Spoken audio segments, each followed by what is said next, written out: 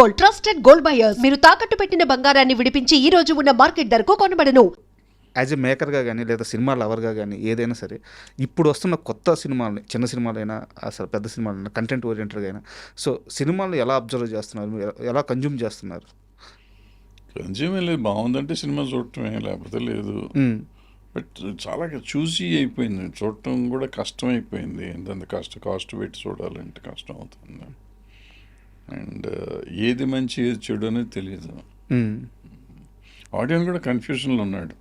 ఒకసారి నలుగురు చూసినాక బాగుందంటే కబకబ చూస్తున్నారు, లేదనుకుంటే అసలు మొత్తం మానేస్తున్నారు. సార్ అంటే అప్పుడప్పుడు కొన్ని చిన్న సినిమాలు వస్తున్నాయి సార్. అంటే చిన్న సినిమాలు మీన్స్ ఏంటంటే నేను రిలీజ్ అయ్యే థియేటర్స్ బట్టి చెప్తున్నాను, సడన్గా సూపర్ హిట్స్ అయిపోతున్నాయి. మన రాజు వెడ్స్ రాంబాయ్ కానీ అలాంటి సినిమాలు వాటిని చూసినప్పుడు మీకు ఏమనిపిస్తుంది? అంటే చాలా తక్కువ బడ్జెట్లో పెట్టి అంటే చూసినప్పుడు ధైర్యం వస్తుంది. ధైర్యం వచ్చి సినిమా తీస్తే ఇప్పుడు నేను ఇబ్బంది పడుతున్నాను రిలీజ్ చేయడానికి. ఇబ్బంది పడుతున్నారా? డెఫినెట్గా చాలా ఇబ్బంది పడుతున్నాను. మామూలుగా కూడా 50 సంవత్సరాలుగా తెలుగు సినిమా పైగా ఉండొచ్చు. అంటే నా పాయింట్ ఏంటంటే నాలాంటి వాడే నాకు ఇంత అన్ని పరిచయాలు ఉండి అందరూ కావాల్సిన వాళ్ళు ఉండి అందరూ సహాయం చేస్తానికి రెడీగా ఉండి కూడా నేను ఇంత ఇబ్బంది పడతా అంటే పాపం కొత్తగా వచ్చిన వాళ్ళు ఎంత ఇబ్బంది పడుతున్నారు అని నాకు ఫీల్ అవుతున్నాను. చాలా అంటే చాలా కష్టంగా ఉంది. పూర్వకాలం ఇందాక చెప్పినట్టు చిటికేస్తే రిలీజ్ చేసేవాడిని, సినిమా అయిపోయింది, కాపీ వస్తే రిలీజు. ఇప్పుడు ఇది చాలా ఈజీ. నాకు మా ప్రొడ్యూసర్ గారు రూపాయి పెట్టుకుండా అందరికి తీసేసాడు సినిమా, రెడీగా ఉంది. వాళ్ళు కావాలంటే వాళ్ళు రిలీజ్ చేయొచ్చు. బట్ దాన్ని కూడా రిలీజ్ చేయాలంటే రకరకాల సమస్యలు, ఫినాన్షియల్ కాకుండా సమస్యలు ఉన్నాయి. అది పైగా మన చేతుల్లో లేనిది, అంతే కదా, మన చేతుల్లో లేనిది. అంటే భయం, ఒక అభద్రతా భావం ఒకటి ఎక్కువైపోయింది. సో దాంతో రకరకాలుగా ఉంది. మనిషి ఇప్పుడు ఏంటంటే డైరెక్ట్గా డబ్బులుండి నేను ధైర్యంగా నేను చేస్తాను, ఇట్లాగే చేస్తాను అనేది లెక్కగా చేయగలిగితే అవుతుంది. అంటే అప్పట్లో కేజీఎఫ్ వాళ్ళు చేశారు కదా, మన హోంబులే వాళ్ళు చేసినట్టు ఆ టైప్లో అంత డబ్బు పెట్టుకుని అట్లా సినిమా తీసి నేను చేస్తాను, ఇప్పుడు రండి ఓటీటీ వాళ్ళు అన్న టైప్లో రిలీజ్ చేసే దమ్ము ఉంటే సినిమాలు చేయాలి. బట్ అది డిపెండ్స్, ఎందుకంటే రిలీజ్ అయిన తర్వాత ఓటీటీ తీసుకోవాలంటే స్టార్ కాస్ట్ ఉండాలి. తీసుకున్నారు కదా వాళ్ళు, సినిమా తీసుకున్నారు. తర్వాత వచ్చిన అదేంటి కన్నడం సినిమా కాంతారా తీసుకున్నారు కదా, అది అట్టగా రిలీజ్ చేశారు. రిలీజ్ చేసినాక అది అన్ని భాషల్లో డబ్బులు వచ్చినాయి కదా. అవును. సో హిట్ చేస్తానని ధైర్యం అది హోమ్లే వాళ్ళే చేశారు. సో వాళ్ళకి ధైర్యం ఉండాలి, అంటే తీసే ప్రొడ్యూసర్కి ధైర్యం ఉండాలి. అంత లెవెల్లో ధైర్యం ఉన్నవాళ్ళు సినిమాలు చేస్తే అందరూ దారిలోనే ఉంటారు. మనము బిక్కుమంటే ముందే వాళ్ళ దగ్గరికి వెళ్ళి వాళ్ళతో చేసుకునే పరిస్థితిలో మనం ఉన్నాం. సో వాళ్ళు కంట్రోల్ చేశారని మనం అంటాం ఎందుకు? ఇప్పుడు కాంతారా నిన్ను కేజీఎఫ్ని ఎవడు కంట్రోల్ చేయలేదు కదా. వాళ్ళు రిలీజ్ చేశారు, రిలీజ్ చేసినాక హిట్లు అయినాయి, వాళ్ళు వచ్చి డబ్బులు ఇచ్చి తీసుకున్నారు. ఆ నెక్స్ట్ సినిమాలు ముందే డబ్బులు ఇచ్చేసి తీసేసుకున్నారు వాళ్ళు. సార్ ఇది సినిమాకి కానీ మీకు కానీ సంబంధం లేని ప్రశ్న, అయితే అవసరమైన ప్రశ్న. మీకు ఇష్టమైతే సమాధానం చెప్పండి, లేదా స్కిప్ చేసేసేయండి.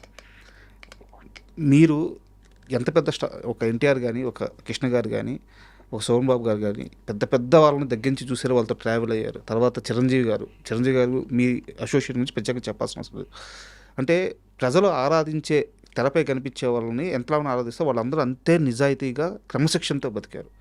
ఈరోజు పరిస్థితి ఎలా ఉందంటే, ఒక చిన్న సోషల్ మీడియా అంత ఫేమ్ రాగానే ఎక్కడ ఏదైనా క్రైమ్ వినిపిస్తే వీళ్ళ పేర్లే వినిపిస్తున్నాయి. వీళ్ళు సినిమా ఇండస్ట్రీలో భాగమై ఉన్నారు, ప్రజలు వీళ్ళని ఆరాధిస్తున్నారు, కానీ వాళ్ళు చేసే పనులు మాత్రం, అంటే నేను పేరు తీయదలుచుకోలేదు, చాలా దారుణంగా ఉంటున్నాయి.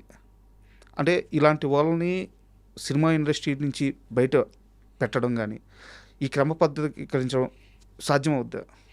సాధ్యం కాదు. ఫస్ట్ పాయింట్ సాధ్యం కాదు. రెండో పాయింట్ ఏంటంటే నిజంగా వీళ్ళంతా ఇన్వాల్వ్ అయ్యి ఉన్నారా లేదా అంటే, సినిమా ఇండస్ట్రీ సాఫ్ట్ టార్గెట్ అయిపోయింది అందరికీ. ఎక్కడ ఏ తప్పు జరిగినా ముందు సినిమాకి సంబంధించిన వాళ్ళని కానీ, లేకపోతే టోటల్ సినిమా ఇండస్ట్రీని కానీ టార్గెట్ చేసి మాట్లాడతాం అలవాటు అయిపోయింది సోషల్ మీడియా వచ్చేసినాక. సో దాంతో వీళ్ళు చాలామంది మాట్లాడతారు, కానీ ఇట్స్ నాట్ దట్ సినిమాలో ఉన్న వాళ్ళంతా దుర్మార్గులు కాదు. మీరు చెప్పినట్టు అంతా ఈ వచ్చిన జనరేషన్ అంతా అట్టాను కాదు. రకరకాల తప్పులు చేసేవాళ్ళు ఉండొచ్చు.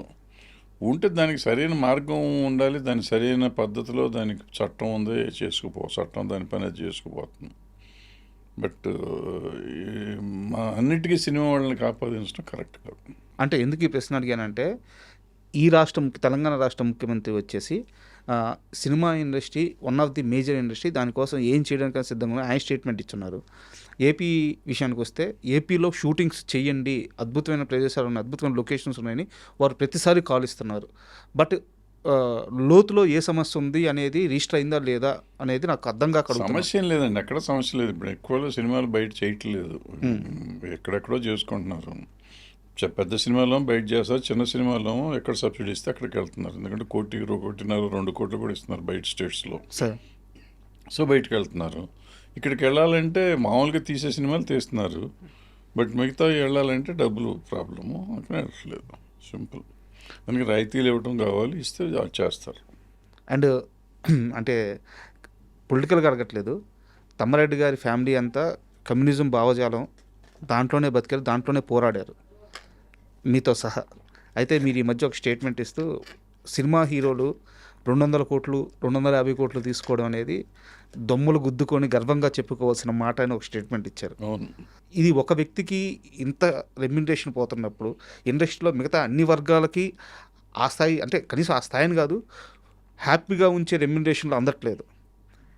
తమ్మారెడ్డి గారి నోటి నుంచి రావాల్సిన మాటేనా అది? 100%. ఎందుకంటే ఒకానొకప్పుడు ₹1 హిందీలో ఇస్తారు అనుకున్నప్పుడు మన దగ్గర 10 లక్షలు కూడా ఉండేది కాదు సార్ రెమ్యునరేషన్, పెద్ద పెద్ద హీరోలకు కూడా.